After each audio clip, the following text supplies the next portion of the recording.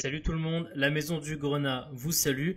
On en vient à la deuxième partie consacrée cette fois-ci aux joueurs évoluant en MLS et qui sont des anciens Messins.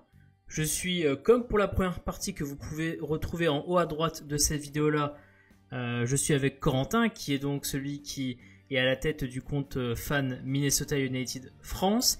Et donc on disait justement lors de la première partie que Romain Métanire avait plutôt bien réussi jusque-là en MLS. Et donc c'était quelque chose d'assez satisfaisant au final. Voilà. Ouais, bah c'est bien. Puis bon, apparemment, il n'y a pas que Métanire en ancien messien qui commence à se plaire en MLS. Eh non, ben non. Avec notamment Montero et puis Fernandez. C'est ça. Et on va donc parler de la deuxième partie qui va être un peu plus élargie sur.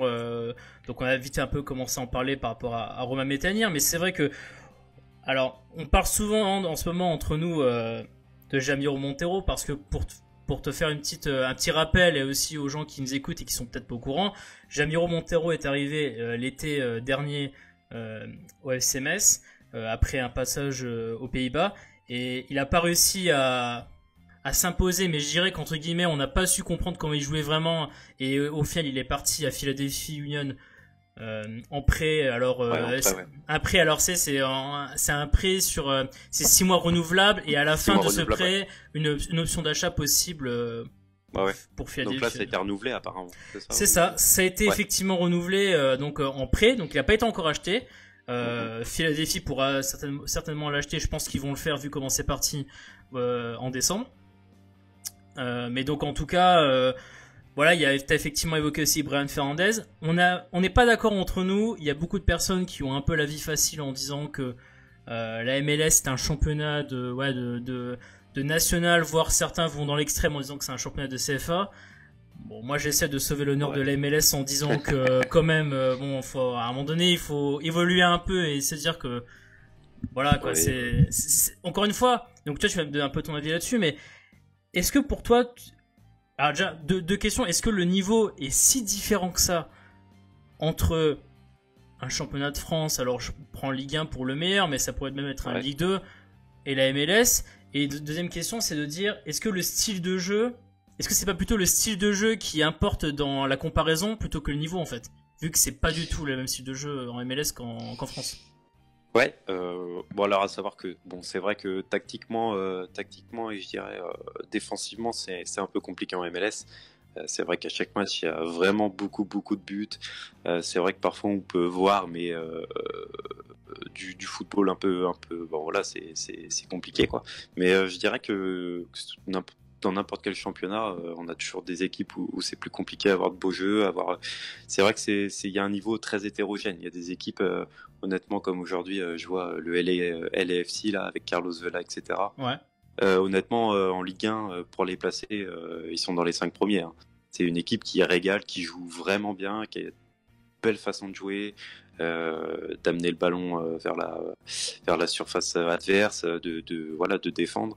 Aujourd'hui, on a des franchises en MLS qui commencent avec tout ce qui émerge à côté, avec l'expérience de certains joueurs, avec les coachs, avec ça commence à vraiment être du soccer sympa à voir. Après, forcément, quand on va dans les bas-fonds du classement, là, on part sur des équipes où c'est vrai que c'est un peu plus compliqué. C'est vrai que défensivement, ça se prend 3 buts par match.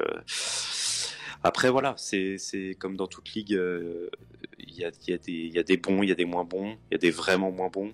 Mais globalement, c'est une équipe, c'est un championnat qui s'améliore d'année en année. Ça prendra forcément du temps, mais c'est un championnat qui sera vraiment, à mon avis, très très important dans quelques années.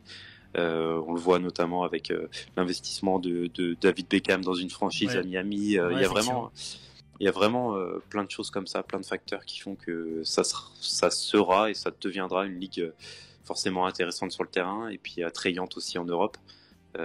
Donc voilà, là on voit que beIN Sport par exemple a chopé quelques droits pour diffuser des matchs. Alors c'est comme ça que petit à petit on va gagner en popularité en Europe ou non, parce que bon, si forcément ça plaît pas, mais c'est bien qu'il y ait une certaine visibilité en France, notamment avec Beansport, comme on le disait, et puis sur Twitter aussi avec nous, avec mes collègues, avec Culture Soccer ou MLS en français, qui a maintenant plus de 7000 abonnés cette semaine. Donc c'est vrai que nous on gagne en visibilité, et puis sur le terrain, après.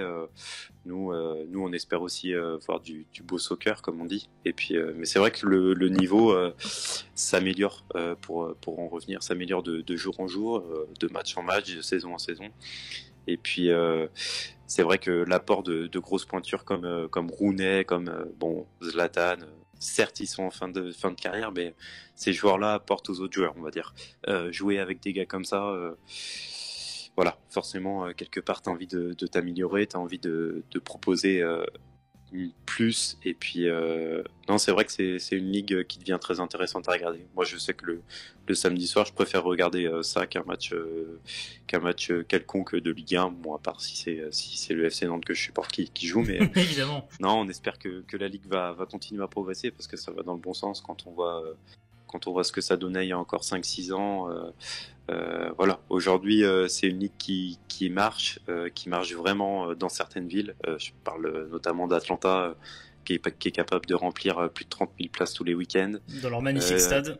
Dans leur magnifique stade, ça faut le dire, c'est un bijou. Ouais, donc un stade qui fait NFL et puis MLS. Je l'ai vu, il est magnifique. J'ai vu en vrai, il est magnifique.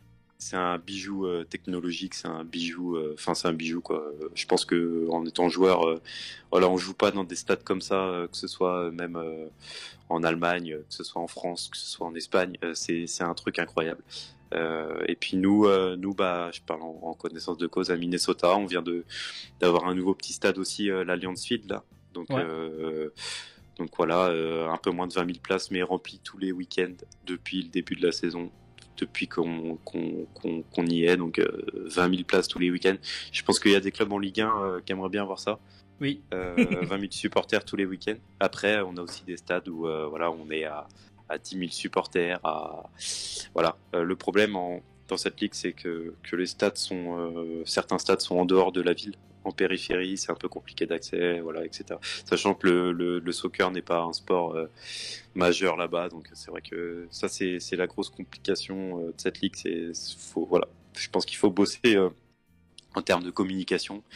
Et voilà, c'est une ligue de toute façon, pour ceux qui connaissent pas, voilà, si vous y intéressez pas maintenant, dans 3-4 ans, il y a un moment où vous allez vous dire tiens, je vais regarder un match et voilà. Et est-ce que donc pour toi aujourd'hui, je vais un peu comme ça faire le pont avec le FC Metz. Est-ce que pour toi aujourd'hui, envoyer par exemple des joueurs en prêt là-bas, est-ce que c'est quelque chose qui sera formateur pour le joueur, dans le sens où le championnat a quand même un niveau intéressant, genre c'est pas un championnat, tu vois, avec un niveau hyper faiblard d'une D3, d'une DK, tu vois ce que je veux dire? Ou est-ce que tu penses qu'au contraire c'est assez compliqué de parler vraiment de progression pour un joueur si jamais Alors, je pense que c'est encore un peu compliqué. Si on prend l'exemple d'un club de Ligue 1, pour moi, alors ça peut être forcément un peu compliqué, parce que comme je l'ai dit tout à l'heure, c'est des longs voyages, c'est une météo compliquée. Alors après, au niveau de la culture du soccer, je pense que ça peut quand même amener pas mal à un joueur en prêt, mais je pense que c'est pas le genre de ligue où faut prêter ces joueurs forcément pour qu'ils progressent à fond, pour qu'ils après, en termes d'expérience, d'expérience personnelle pour un joueur, ça peut être vraiment bien ça peut vraiment lui apporter, je pense. Après, pour un club de Ligue 1, honnêtement, alors moi j'ai été vraiment surpris de voir quand j'ai vu ça, Jimmy Montero en prêt en MLS. C'est vrai que ça se fait très peu, en tout cas en Ligue 1. Souvent aux États-Unis, on travaille avec des équipes sud-américaines, donc que ce soit en Argentine, que ce soit en Colombie, etc. Ça se fait. Ouais. Mais alors après, je pense pas que ça apporterait des masses à un joueur en prêt. Alors là, on va le voir, Jimmy Montero, lui, il est plutôt en forme en ce moment. Mais à mon avis, vu comme c'est parti, je pense pas qu'il reviendra à Metz. En tout cas, je sais pas ce que ça va donner, mais le mec s'éclate là-bas. c'est sûr. C'est sûr. Après, le mec s'éclate plutôt bien là-bas. Il y a quelques semaines, ils ont joué contre Minnesota. Il a d'ailleurs marqué un but. Oui. Et plutôt bien joué. Donc, je pense que c'est quelque chose qu'il faut développer, qu'il faut amener à développer. C'est vrai que la formation des joueurs aux États-Unis, c'est quelque chose qui se développe encore, notamment les centres de formation. Et puis nous, on a le système de draft, comme en NBA, donc c'est vrai que les équipes se servent pas mal de ça. Mais après, c'est vrai que des prêts pour des joueurs de Ligue 1, je pense que c'est encore compliqué aujourd'hui en 2019. De vraiment progresser. Je pense que en fait, en MLS, il y a pas forcément de stabilité. Le gars prêté peut jouer comme ne pas jouer la semaine d'après, à moins qu'il fasse des grosses performances, mais c'est encore une ligue qui se cherche forcément. Et pour un joueur qui souhaite du temps de jeu, je pense que c'est pas forcément une ligue adéquate, on va dire. Je vois Jamie Montero, il peut faire une bonne perf et puis le week-end d'après ne pas jouer. Donc c'est vrai que c'est une ligue qui se développe. Après, avoir des joueurs qui viennent de Ligue 1, forcément pour nous, ça a un impact assez positif, hein, que ce soit en prêt ou en achat. Mais je pense que pour un joueur, lui personnellement, si le joueur souhaite faire carrière en Ligue 1, je pense que ça reste un peu compliqué d'aller en prêt en MLS, quoi. Ouais, et puis en plus ils vont forcément après développer par rapport à la draft pour que dans les années à venir il y ait des joueurs purs produits nord-américains qui évoluent en MLS. Je présume. C'est ça, ouais. Le but de toute façon de la draft, même si elle est beaucoup remise en cause au niveau du soccer, parce que on voit que dans les une ou deux premières saisons, il y a vraiment très très peu de joueurs qui se dégagent du lot en termes de draft. Des joueurs qui vont être draftés dans les 10 premiers pics et qui vont strictement rien faire de la saison. Donc c'est là où il y a encore vraiment du boulot en MLS, c'est d'appréhender tout ça. Mais c'est vrai qu'après la draft, c'était typiquement quelque chose d'américain, quoi. Donc je les vois mal s'en séparer. Mais le but, c'est vraiment de former. Ça va être le gros cap. Le gros cap des années à venir en Major League Soccer.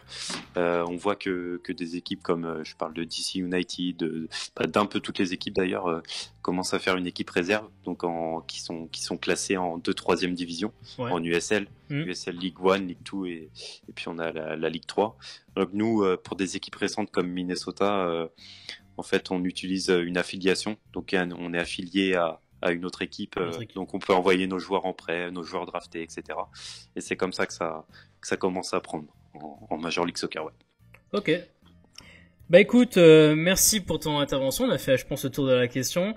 Donc n'hésitez pas, pour les personnes qui sont restées jusqu'au bout de ce podcast, d'évidemment d'aller suivre sans plus attendre le compte de Minnesota. Alors c'est Minnesota United FR, pardon, c'est ça? Ouais. MNUFC FR. C'est ça. Donc sur la repasse. Voilà. Donc n'hésitez pas à aller. N'hésitez pas à suivre, que ce soit moi ou tous mes collègues qui s'occupent des différents comptes francophones de la ligue. Si je parle de Brian Fernandez, il y a par exemple Portland FR qui fait un très bon boulot. Et puis si vous voulez suivre de manière plus globale la Major League Soccer, il y a MLS en français et puis Culture Soccer qui s'occupe bien de ça. Donc voilà. Bah voilà, en tout cas merci beaucoup pour ton intervention. Avec grand plaisir. Et évidemment n'oubliez pas de appuyer sur le petit bouton abonner pour les gens qui n'ont pas encore fait, hein. Et on vous dit à la prochaine et bonne continuation à toi et à Minnesota United. Ouais, on espère une belle saison, on espère aller en play-off et puis voir Romain Métanière du coup, quoi. On espère aussi, ouais. On espère qu'il voilà. Et puis bonne saison au FC Metz, bon retour en Ligue 1. Merci beaucoup. Et puis voilà. Merci beaucoup. Allez, on vous laisse tout le monde. À la prochaine.